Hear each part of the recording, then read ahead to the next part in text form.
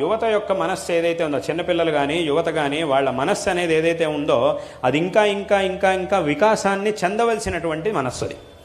కాబట్టి అటువంటి ఆ వికాసాన్ని పొందేటటువంటి అవస్థలో గనక దానికి ఏదైనా ఇబ్బంది కలిగింది, విఘాతం కలిగింది అంటే ఇంకా వికాసాన్ని పొందడం అనేది ఆగిపోతుంది. ఇప్పుడు ఒక విత్తనం ఉంది, ఆ విత్తనాన్ని నాటినప్పుడు దాని నుంచి ఒక విత్తనం చక్కగా ఉన్నప్పుడు దాన్ని నాటి నీళ్లు పోస్తే అప్పుడు ఏమవుతుంది, దాని నుంచి అది మొలకెత్తుతుంది, దాని నుంచి మొక్క పెరుగుతుంది, త్వరగా పెద్ద చెట్టు అవుతుంది, మనకి ఫలాన్ని ఇస్తుంది.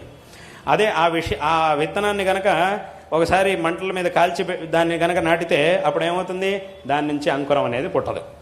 అది చక్కగా ఉన్నప్పుడు దాని నుంచి ఒకసారి మంటల్లో పడేసి కొంచెం కాలిన తర్వాత మళ్ళీ దాన్ని తీసి ఆ కాలిపోయిన విత్తనాన్ని తెచ్చి నాటామనుకోండి, అప్పుడేముంది, దాని నుంచి అంకురం అనేది పుట్టదు, మొలకెత్తదు అది. ఎందుకంటే అది కాలిపోయింది, అక్కడికి అయిపోయింది దాని పరిస్థితి. అదేవిధంగా అవుతుంది. ఈ చెడు అలవాట్ల వల్ల మన యొక్క బుద్ధికి ఇటువంటి విఘాతం కలుగుతుంది. అక్కడికి ఆ వికాసానికి చాలా పెద్ద ప్రతిబంధకం అనేది ఏర్పడుతుంది.